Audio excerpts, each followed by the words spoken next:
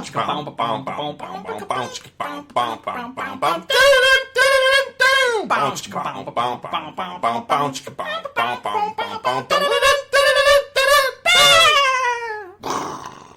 along, everyone. This is Paul coming at you today with another bonus episode.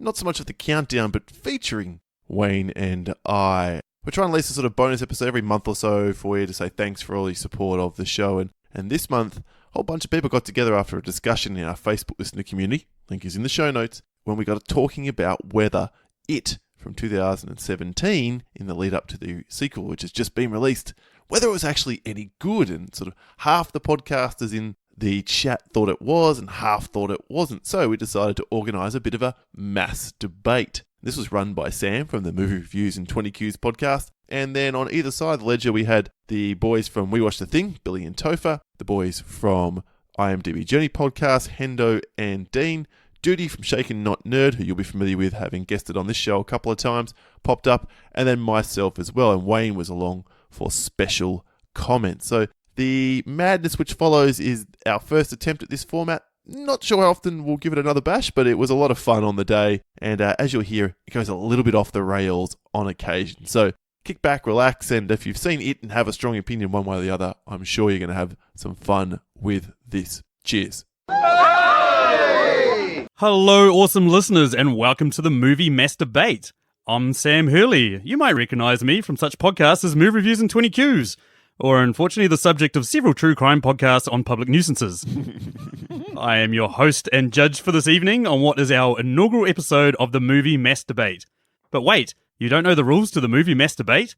Well, why the fuck would you? It's our first attempt at this, and here goes. Shortly I'm going to introduce three people who will make up Team Positive Posse.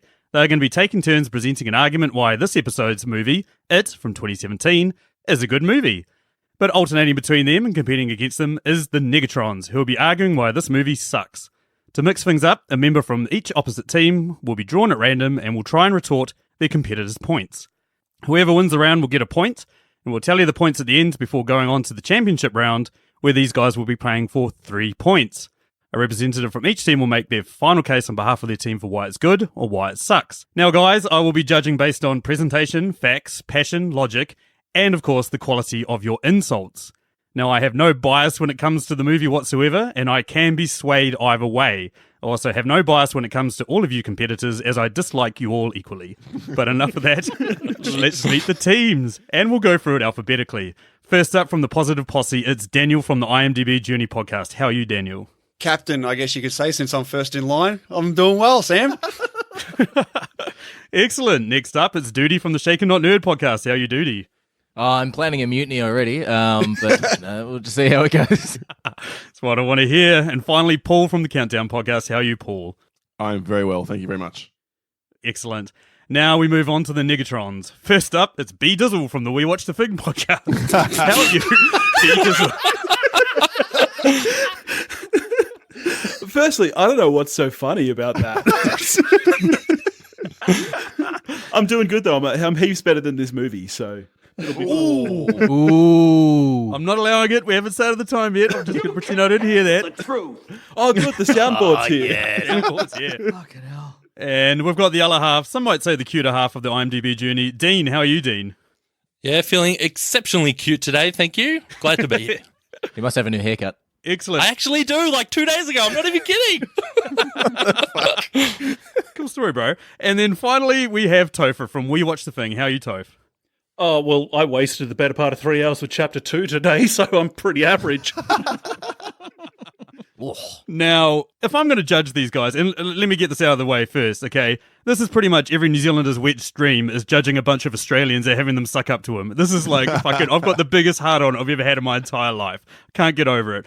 But I'm going to need help judging these guys, you know, assessing the quality of their insults. And of course, if you're going to do that, you need to bring in Wayne from the Countdown podcast. How are you, Wayne? What up, kids? I'm doing all right. What's up? I have no idea what the hell I'm doing. I stand resolute. Shut up, motherfucker! I can't bring you a jizz bag fucking thing onto this show, you fucking... It's all right. The infection is spreading.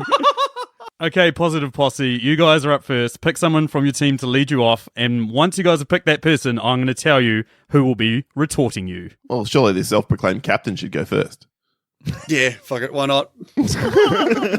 What a way to start. In a cruel twist of fate, you're never going to guess who your retorter is. It's Dean. Oh, what an easy win. Beat him up. I tell you what, with 2017's It, the characters that you have in this film are just incredibly fleshed out. These young kids and the camaraderie they have between each other is just, it's stellar. The acting from all these people is astounding for such young actors in the game to come in and just create this awesome team of young kids who are just working together. It's set in the 80s as well. Like, if you feel their spirit as they journey around trying to solve what the hell is going on with this Pennywise and why these kids are missing. You've got each individual character who has their own sort of personality as well. You got Beverly here, who's the only female in the group, but she teaches them as well about femininity. She's the one who's having one of the most difficult times at home with her rapey dad along the way here. You've got Richie, the smart ass of the crew, who's just a little downright shit, but Finn Wolfhard plays it fantastic. You can tell he's had a bit of experience with this, from Stranger Things. You've got who's the other guy? Eddie, Jack Dylan Grazer. I mean, you can tell why he got the role in Shazam because of this neurotic little kid who he knows his shit, but everyone just gives him hell for it because back in the 80s, when you're around in a kid group like this, you're not supposed to act like that. You're supposed to be cool and you don't give a shit. But this guy, he's so, he's worried about absolutely everything. It's honestly, it's fantastic. I'm going to save a bit more of my characters for later, but I want to hear why Dean thinks these characters aren't good at all. You opened by Gee, thank you. I only said a few words there. You open by saying these characters are fleshed out. That is a load of shit. These are characters who are the ultimate stereotypes we got here. We got the fat one, the girl one, the nerdy one. I can't believe how little these characters are fleshed out, how underdeveloped all these characters are. Tell me who has an arc in this story. It's ridiculous. You say Finn Wolfhard was good. All he's doing here is riding his fucking wave from Stranger Things. That's not a good thing. That's a bad thing. This is It's what lazy. the soundboard, lads. Oh, interesting. Okay. Have at it, guys. Just go at it, Jella. What the fuck are you doing, Paul? This means nothing, you fucking... Just fuck off! Can I just ask you, mate, what do you think of Stand By Me? Stand By Me is a classic. Okay, what do you think Get out. of Corey Feldman's character? Is he not Richie? Do you not like Corey Feldman's So character? you admit that all this film is doing is taking things that worked so well in the past It's and dredging it up into this new film. You're saying these kids are stereotypes. This film They are is the appealing exact- to all these people who haven't seen much, much, much better versions of it. Is That this a doesn't mean- Stand that By doesn't Me, mean or these is this people meant to are be a bad. horror? These characters are exactly like they portray those characters the same as they do in Stand By Me. What is the difference here? They act perfect in this film. I don't understand how you can go and say Stand By Me where these characters, what's an 80s film, how they go on a journey compared to It here, where it's basically the same thing. And you say, oh no, this one's shit compared Yeah, to Stand them. By Me was made in the 80s. It feels authentic. This stuff here, like you've even said before that you felt like the 80s nostalgia was overdone in this film. When did I say that? In your review that I just read. Yeah, argue with yourself, Hendo. Good luck. At least I had some detailed words to say. What was the one you said? The 2-word it's shit? It's shit, half a star. And I rated that 2 years ago before I ever knew I would have to come on a podcast and defend that. Half a star. It's not like you're giving it 5 What were stars. your actual detailed thoughts of the film? Oh, that's right. You turned it off. You didn't have an idea about this 3 film. fucking times I tried to watch this film. 3 times. And every single fucking night I fell asleep. And I'm not even saying it was like 1 o'clock in the morning. It's like 8:30. I'm trying to watch You this cannot movie. use that as It a is debate. so boring. You No, are this the most isn't sleepiest, a debate. you are one of the most tiredest people I've ever met in my life. We sit there and watch like fucking action films. And you're like, I have never fallen asleep in a movie until I watched it. All right? Fact. I've seen you record an episode of our show, and I'm like, what, Dean, what do you got something to say? And you're Well, asleep. obviously, has anyone listened to our show? That's right. I will throw our show under the bus just to make the point that it is fucking boring and the characters and performances in it do not help it at all. Let's look at someone like Henry, this bully. Explain this character to me. The first fucking time we see this guy, he says, I've given you 8 months off because, Georgie and all that stuff. What? Since when is this character ever going to be that empathetic again? There's doesn't have a reason to. Yeah, exactly. There's no consistency in this character. What are you talking he will about? fucking torture kids and kill his dad, but he won't bully this kid because his brother that died. was Pennywise Fuck that off. did that to him. What are you talking about? He got him to do that. He was under the trance of Pennywise by the time he killed his dad. Oh, we want to talk about Pennywise. Yeah, dude, so Bill explain Skarsgård, to me. Absolutely fantastic performance by Bill Skarsgård. You know, He it's- puts in a stellar performance. 10 times better than Tim Curry. No, I mean, that was shit. How was dare you? terrible. Tim Curry Terrible. cannot be touched. The Tim Curry Pennywise was an actual clown, a laugh out loud clown. No. Bill Skarsgård. Bill Skarsgård is amazing.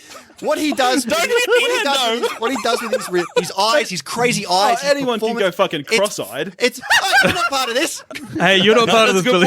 point. That wasn't cross-eyed. He was spreading his eyes the other way. And so heated. Oh, it's so I heated. think we I need didn't expect anything less. No, this shit is fucking brutal. You are all some brutal motherfuckers. That's right. Captain Hendo's coming in hard. Captain Hendo, you did come in very hard. Unfortunately, Dean just got you with too many good knocks there, mate. I'm sorry. I'm going to have to give that first round to Dean. Ding, ding, ding, ding, ding. How can you give it to man. Dean? He hasn't finished the film. Oh, that was heated, but yeah, Dean, sorry, man. He just got you a few too many times there, Dan. You, No, that's good- all right. good- He needs a win against me. Okay, we'll take someone from the negative team now, and since we've completely fucked up how to work this out, we're gonna just basically we'll go B Dizzle next. B Dizzle, what are you talking about? And then we'll have your competitor reveal themselves as to what they're talking about, basically. All right, I will be talking about plot and pacing and things of that variety. Okay, Excellent. I will be arguing the pro. awesome. Okay, Nigatons, lead us off, or Nigatrons. Okay, so as I said, I'll be talking about plot. Or will I? Because what fucking plot? you have literally the best book written by one of the best living horror writers today, and this is the fucking piece of shit you put out? Like, seriously, in the book, the 50s is such a character, and here, they're just trading on nostalgia. They updated to the 80s for no reason other than Stranger Things was a big hit at the time. And it adds absolutely nothing to the story, of which there is none to begin with, because let's just get rid of everything that Stephen King wrote and just have a fucking clown. Let's literally make it all about a clown just trying to terrorize these kids. Every scene is just like the pacing is completely off. It's like it doesn't know whether it just wants to throw zingy one-liners out there or whether it wants to be a horror film, because nothing is scary. Like, there is not a single scary shot in this film. It's just a clown running at the camera 20 times in a row. And like, it just doesn't work on any level. There's, as Dean already touched on, the consistency is all over the place. Like, I just feel like I don't even have any more to say. I don't understand how this movie became so renowned. I want you to rebut me right now, Paul. I want to know what it is. I just want to know what it is you people love about this movie, because I don't understand it. Well, let's begin, of course, with the tried and tested. Bitch, please. And I move on didn't say that. I didn't say that. He hit a damn button. and move on to suggest that if you, good listener, and you, of course, Judge Sam, Kiwi extraordinaire, awesome individual, Marvel cinematic good argument, hero sir. coming to be. There's some cum on your lips. I'm calling it. Keep going, Paul. If you and indeed the listener would like to believe a man who somehow believes that Tommy Boy is a comically genius film, when he tells I you will go to my grave to bet this Tommy Boy. when he tells you this film isn't funny, well then be that on your head, because this film is really funny. I think that's one of the great strengths, is it crosses these genres. This film is a coming of age film as well as a horror film, and it has some great comedic moments because it's a coming of age film. Of the 40 odd Stephen King adaptations that there have been, there's only a handful that are even half decent. The rest are all fucking pants. So it was up against it from the get-go. There's no Frank Darabont attached to this. There's only Andy Muschietti, Gary Doberman, and Cary Fukunaga, and another dude I can't remember off the top of my head who wrote the script. And they made the decision to move it to the 80s, not because they were trading on Stranger Things nostalgia, but because they needed to update it to make it relevant to the modern age and the kids who were going to go along and see this film. And you want to know how successful it was? It's not all about money, but this 135-minute film made $700 million worldwide at the box office on a $35 million budget. This film killed it. It's the biggest September opening of all time. It's the biggest horror opening of all time. Actually, biggest take of a horror film of all time. It is absolutely incredible the phenomenon this film was, because everybody responded, critics and audiences alike, except for these three tools on the opposite side of the table here, to the fact that this spoke volumes. There was a character in there for everyone. I don't want to get too far into characters, but in terms of there's something for everybody here. And in particular, I found that, I will 100% agree with one point. It's not that scary. It's not that frightening, but it is creepy. What are you doing, Paul? It's creepy. He's thrown it. Hold on. It's unsettling in places. That's the real power of this film. Anyone can go cross-eyed. If that's unsettling to you, I'd He's watch using out. his lazy eye. If that's your strong point, he could go cross-eyed. Like we've said, his eyes go out, not in. It's a lazy. You try and do that right now. I'd love to see it. Okay, I changed my mind. This film's awesome.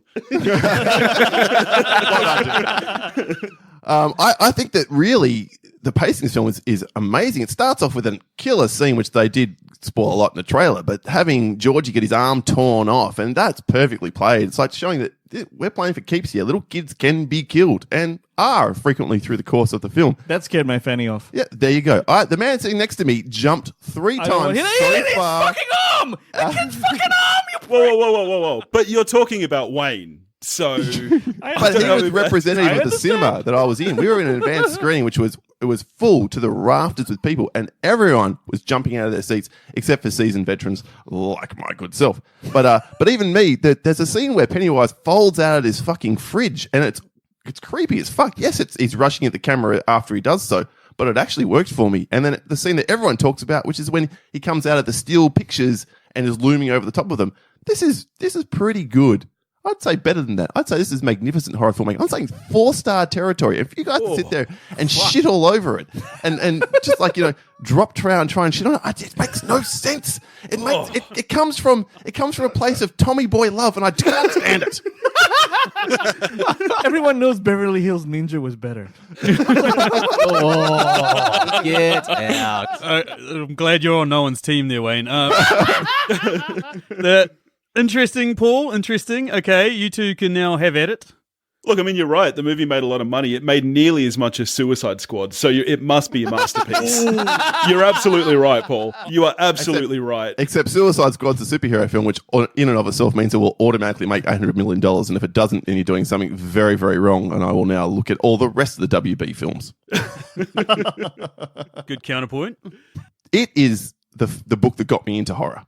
It's one of the best books ever written. It is. And of course, you can't get 1,100 pages into 5.5 hours of film. It's just not possible. You can try not fuck it up.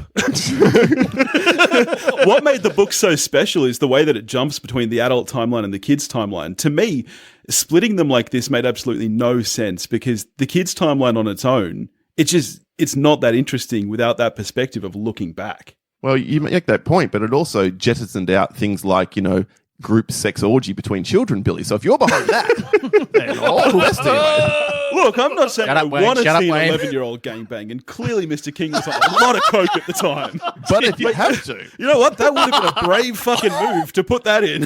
I had to make that creative decision, and it's the only way that this film. Otherwise, if it gets halfway through the book and just stops, I mean, that's just never going to work. And it does it so much better than 1990 piece of shit miniseries that. Oh, don't you dare.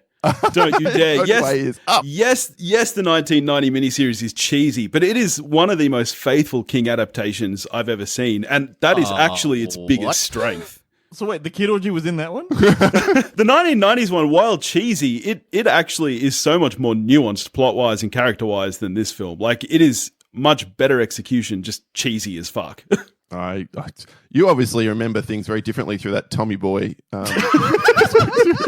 All right, guys, let's lay off Tommy Boy. It's a Yeah, I'm going to call it, guys. I've heard enough from you both. Billy, you're already on a hiding to nothing with the whole Tommy Boy comments. It was straight out of the gate. Almost got offset by sucking up to the judge. I like it, but I don't love it.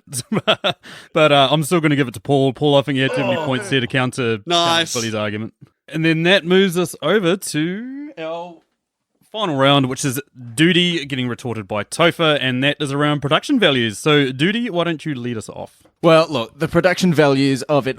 Before I start, I don't want to get. This is a debate about the film. This isn't a debate about some movie that someone else likes that has nothing to do with it. This is about the filming. This is about the production, and this is about the score and everything for this film. So if you come around and say something about fucking Aquaman, fuck off. Number one. But the production values, the score, the set designs, the costumes, everything about this film, even the small little details about it, is absolutely fucking fantastic. So even now, as we're talking, I've got this film on in the background. The score of this film is outstanding. Seeing in the first sort of opening scene with Georgie and Pennywise in the sewer, before Pennywise is introduced, it's that happy, charmy sort of music. But if you just listen to the score and sort of zone out with the conversation, or if you just listen to the soundtrack on Spotify, you can tell when Pennywise is talking, because the music goes from that happy, charming, and then it sort of goes into like the notes of the score are missing keys and stuff like that, and it's getting a bit weird. But then when it goes back to Georgie's shot, it goes back up into an uplifting sort of energy, if you will. And then, of course, when he gets his arm ripped off, we get the great sort of score. So the score for this film is outstanding. But even if you look at things such as the set design in the bathroom, where all the blood comes out of the sink, drenches the entire bathroom, and then later on in the film, you see like there's one drop of blood that didn't get cleaned. In certain shots, you can actually see that one drop of blood that just hasn't been touched. So it's that small, tiny pieces of attention to detail that, when you watch the film back to front, like I always do when I watch a fucking film, is you notice those little small things that when you go back to it, it sort of helps you immerse yourself in the world, you sort of have a connection to the characters and all that sort of stuff like that. And as a big score guy, the score for this film is fucking outstanding. Topher, what have you got? So, rewatching this film the other night, which is something I never thought I would do again, but I did it just for you, Sam, because I respect you so much as a person.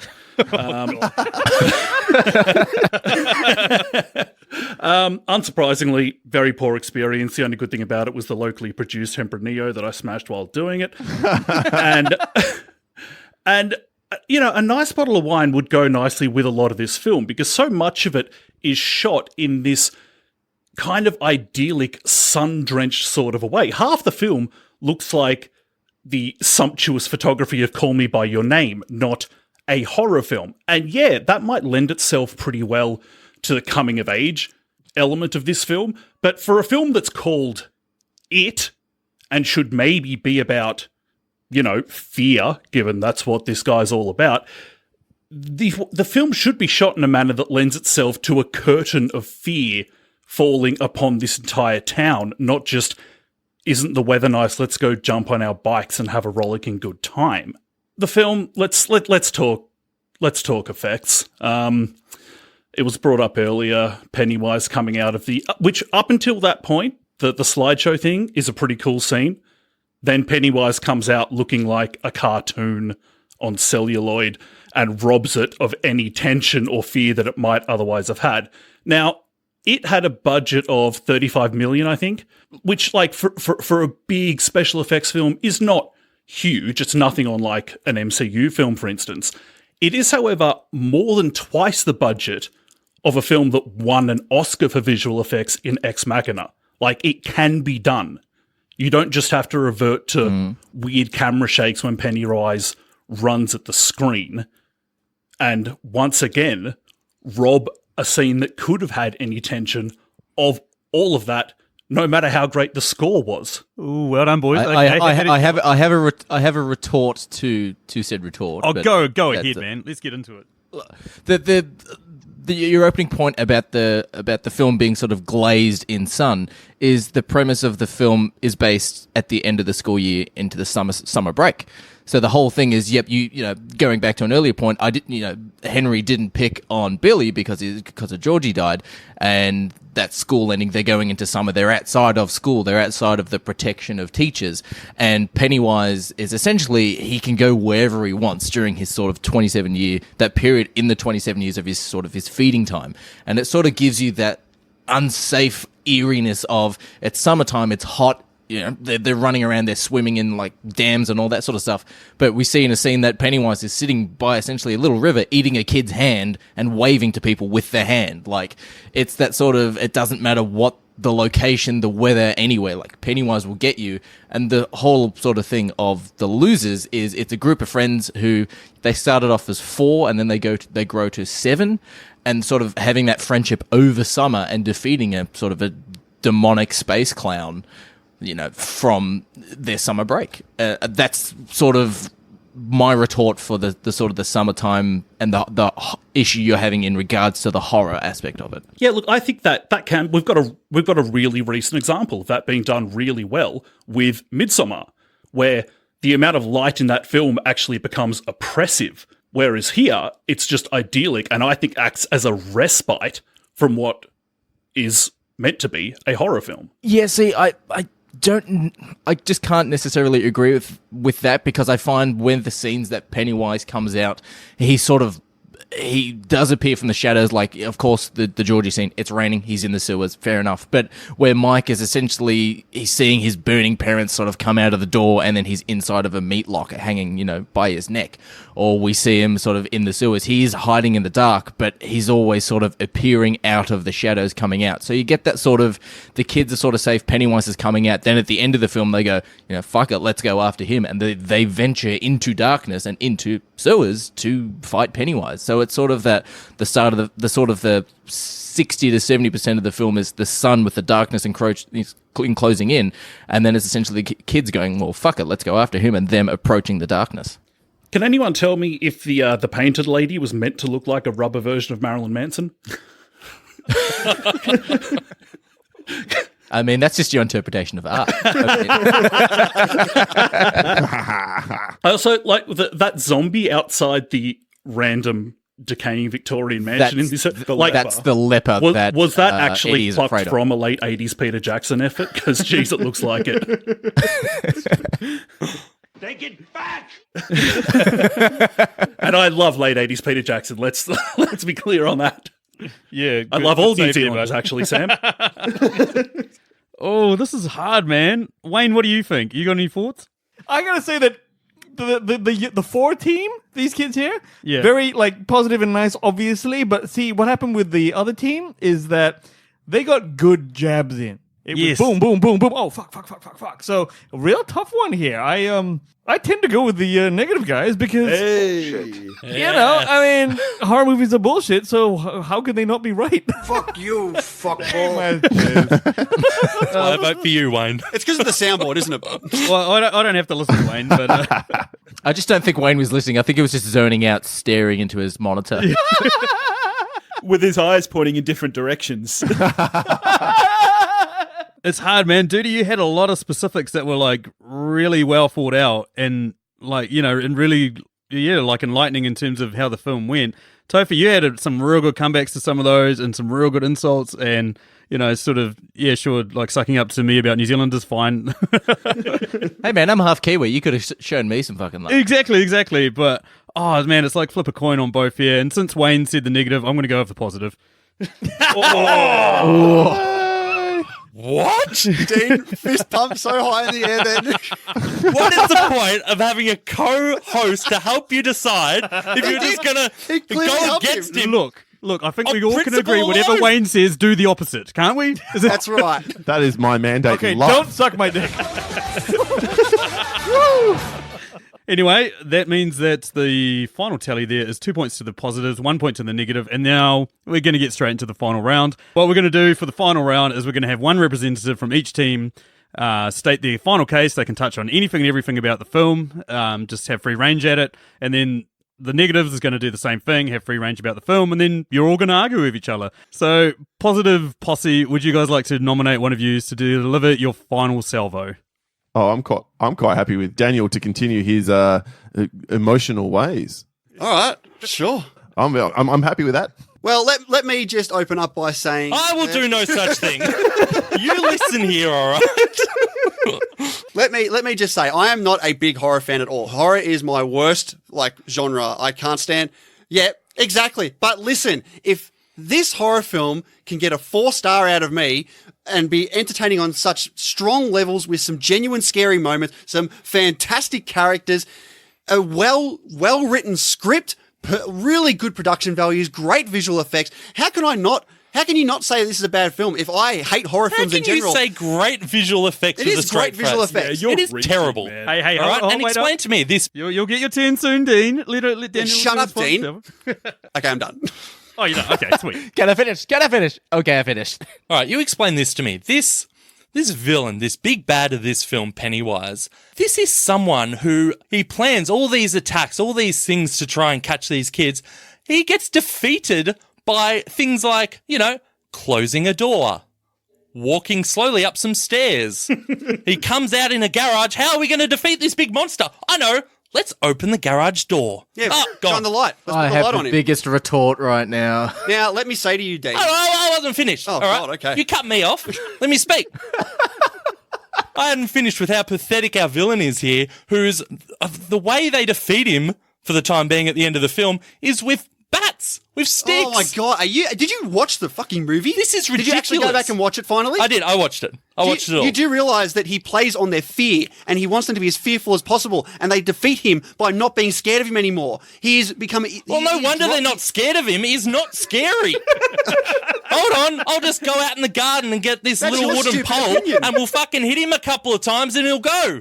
I'm not even sure how they can even make a sequel. They all go down to that well as a team, as a community, as these friends that have banded as together. a team. Shut And up, shut the hell up, I'm talking. the one who actually says, guys, we need to defeat it as a team is Billy, right? You know what he does immediately after he says that? He sees his fucking dead brother and he goes and chases him alone. And don't tell me he thinks it's Georgie. He knows it's Pennywise because he picks up the gun when he goes to do it. Where is the consistency with these people? The reason why that Pennywise is getting them scared, like the rolling up of the door and he's disappearing, is because because Pennywise feeds on kids because he likes the way they taste. And the more scared they are, the greater they taste. So he's essentially seasoning the fuck out of these kids, going a bit of fucking He's getting some fear, good garlic a bit of on salt, some paprikas, all of But that. why fucking doesn't he shit. do this all the time? Like, what about Henry's He henchman does. Patrick? He's just walking around the drain and gets destroyed. Why? That's right. If you're a main character, you're fine. No, I can accept it if it's he's the consistent. appetizer. But the whole thing with this movie is let's just do what we think will look cool for a bit and then forget about what actual in the world rules we've set. No, he's not a normal tradition. He's not a fucking Michael Myers of a cunt. He is a devourer of worlds. He is an extraterrestrial, demonic sort of creature. So he's not going to essentially abide by the rules that There we is as humans. rules, though. It is an issue, though, that if you do feed on fear, you probably should be scary. Like, I'm scared of Stranger Things, and I'm not scared of Pennywise. But that's the thing. Like he'll know what you're scared of, and sort of turn into that. Like essentially, we know that Richie is scared of clowns, so he doesn't necessarily need to do anything. We know that Eddie is he's having constant drugs, essentially placebos, and so he looks as gazebos. Yes, so he looks like a leper, and he's covered in diseases and stuff like that. So why does he immediately change back to the clown? I thought his form was just what is most scary. No, that's his plan. doesn't make it. Can I just quickly say, the Dean, you said that, he kills this Henry's mate, like in an instant. How do you know he kills him? You see at the end, he has all the souls of all the people. Did he not just do the same to Georgie? Has he done the same to this guy? You assume that he's gone and killed him and eaten him. Are you saying that Georgie survived getting his arm bitten off? He's done exactly the same to every one of these think kids you he's are. found. He's got them. He's procuring them. He's getting them all He's together. 7 years ready for old, a big Hendo. feat. What the fuck are you talking about? See, you don't even know. You're not even listening to me. Well, if you talk some sense, I would listen to you. I've just gotten in a recent news report from my wife, and she says it's like those people who eat dogs. They torture them before they kill them because they taste better. That's from my. What? That's a lot to She ask just at this messaged me. movie. Okay. Continue. Yep. Carry on. I love the idea of Dudi's wife in the background there just Googling shit that's really wrong. And she didn't even know what we were talking about either. She I didn't know. I think a real problem with any film where you're meant to be scared or what, any problem with a film that has a big bad antagonist is when you start cheering for said antagonist. And any time a little kid goes off on their own in this film, I'm like, you fucking little idiot, I hope he gets you. But don't you see that? Doesn't that happen with every horror film though? Yes, and that's why I hate horror films. So you've just automatically blanketed this film as it's a horror. I hate it. I don't care what's going to happen. Because it this is a horror bog done. standard horror, and so many people say it rises above the genre when it's not. It's in the muck. Yeah, this is nothing but jump scares in this movie. Like, it's just jump scare after jump scare. It's basically as bad as those movies where you hear a fucking cat in the background to try scare you. Like, that's basically what this movie does. I disagree completely. I don't think this had the definition of a jump scare. This has you don't think there's a single jump scare in this movie? Are you high? I don't think Hendo knows what a jump define a is. jump scare as something that I anticipate is going to happen. Like it's out of the norm. This was fluent with their jump scares. I didn't feel any jump scares in this film. Yeah, I'll agree. I'll actually 100% agree with that, because when you see Georgie and Pennywise at the start of the sewer, it's like he's being friendly to him. He's getting him to sort of let his guard down a little bit, and you as the viewer going, yeah, that kid's gonna fucking die. But as you're watching the film, like you're expecting that, because like, yep, the kid's talking to a clown. You know, kids and clowns, fair enough. And then we're not expecting a jump scare. There are some scenes here and there that are like, fuck, that's good. But it's not a constant jump scare film. Have to agree to disagree there. That's fine. That's what a debate is. It's agreeing and disagreeing. Look, I don't know what you guys are all banging on about on the negative side of the table. This film is unsettling as fuck. Are you trying to tell me when they're cutting fucking Ben's, or his name, into Ben's gut, that you weren't squirming in your seat? This film, it does so much more than just try and be a horror film. I will, as I said before in my argument, I'll agree it's not the scariest film of all time, but it's a very effective film in that you get to connect with and emote for these characters. And that's all film is trying to do. And for the three of you, the only three people in the world who hate this movie, to somehow found each other not true. through the reaches of podcast land, it's beautiful in a way, but I'm sorry. I'm just sorry for how miserable your lives must be. There are dozens of us. It's possible that there's more of us think that the way to revive an unconscious girl is not to kiss her without consent. Yeah, someone retort that. Well, it was Exactly. that or the orgy scene. I think that was down the right path. Yeah. If your choices are kiss a girl and bring her back from unconsciousness, or essentially do 6 dudes in a sewer. If you look at the scene as well, when the first scene that the kids are actually see Pennywise, because he was always hidden in a tent when he wasn't actually filming. The first scene in Chapter 1 where the kids actually see Pennywise is when Eddie's fallen through the roof and Pennywise comes out of the fridge. And if you look at the actor who's playing Eddie, you can see he is freaked the fuck out big time, because it's the first time he's seeing Pennywise. But Bill Skarsgård is not breaking character. He's not saying, hi, how are you? He's just appearing from a fridge and acting. And you can see the full-on fear in their eyes as well. I love how little faith they actually had with these actors to be able to act like they're scared. So they had to actually hide the big bad. Because, you know, if they actually said to him, right, now you've got to act scared, it would just fall apart, wouldn't it? But look at Alien, though. They didn't tell everyone that fucking chestburster was going to come out of someone's chest. Comparing this to Alien? That particular Someone back form me of up. acting. The Alien's far superior, right? Xenomorphs don't just irritate you to death. That particular form of acting, though, not telling the actors what's going on, so then when the cameras are rolling, they're completely unaware, they're freaking out. Like, that's a similar thing to what they did with It, is they didn't show any of the kids what Pennywise looked like. They just said he's going to come out of the fridge, he's going to act, and they did. And similar to Alien, they didn't say that the chestburster was going to come out of John Hurt's chest. Yeah, They genuine just reaction. were wearing raincoats. Showing Yeah. how scary this Pennywise is, to have an actual character, an actual actor, see them for the first time and get the shit scared out of him. I mean, does that not sum it up perfect? Well, I'm glad someone was scared by Pennywise at least. Sam, you know, if this was a New Zealand movie or God. set in New Zealand, this would be a 5-star, amazing film. Just wanted to, you know, Get the New Zealand, fuck like, out. Yeah, I who's love how next? you feel like you need to do this because you realise you've lost this already. No, So the I'm only just way rubbing you it can in. actually have a chance is to try and butter up the judge here. No, I think we're going to get 3 points out of this one. Look, anyone who's actually read the book knows that there's actually not that much Pennywise in the book. And that's my biggest problem with the film, is the amount of this clown they're trying to cram in there. It's like someone looked at the book cover with a picture of a clown on it and adapted it just from looking at that. Because, you know, you're right. What he's meant to do is try create fear and play off fear. And that's what I don't get from the movie. It's just a clown chasing a bunch of kids until the final act is them literally beating him with sticks. I don't find kids beating a clown with sticks that interesting. Can I break ranks here and say something positive about It? Yes, yes, do it. You can if you want. It's a risky movie. Better than Chapter 2. It is better than Chapter 2, that's for sure. If you didn't like a lot of clown in Chapter 1, well, then let me tell Oh, you. fuck. Chapter 2 was abysmal. Yeah, okay. Oh, woof.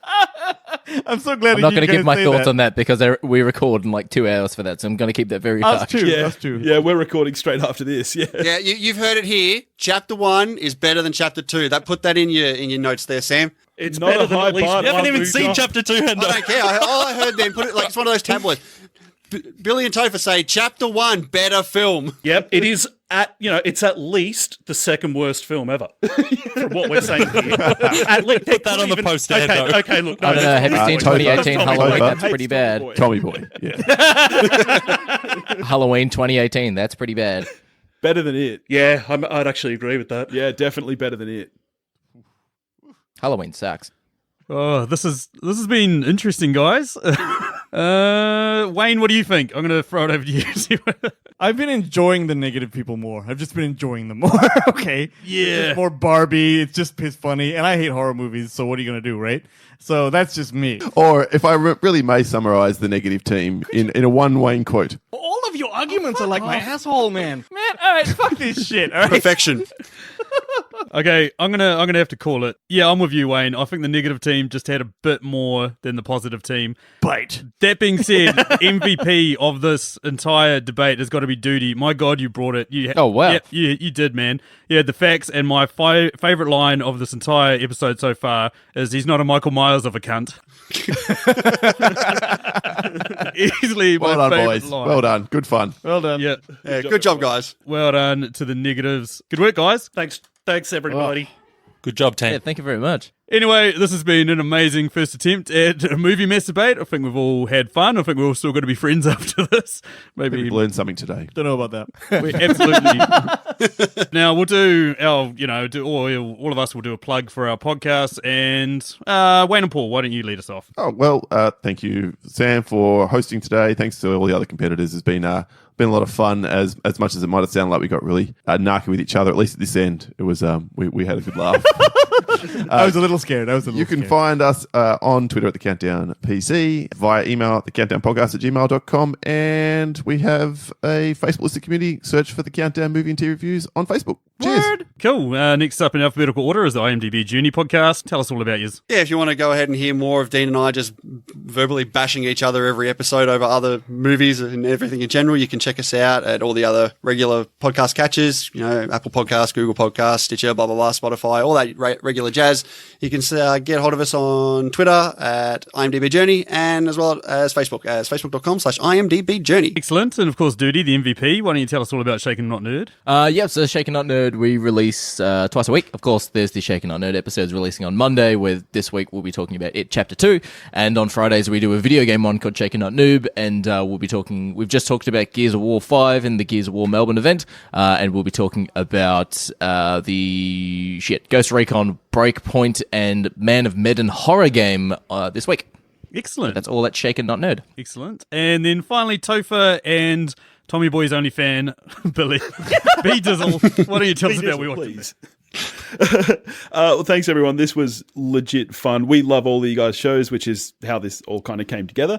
You can find us at wewatchthething.com or We Watch the Thing at Facebook, Instagram, and Twitter. And of course, me as your host, Sam Hurley, I co-host the podcast Movie Reviews in 20 Qs, show where we review a movie by asking 20 questions about it. And yeah, find us same apps you can find all these guys, or over on Twitter at Movie Reviews In, or Facebook at Movie Reviews in 20 Qs.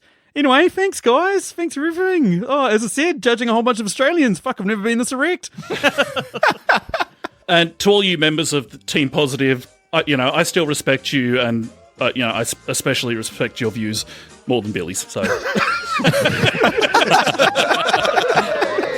It's funny because he's not joking.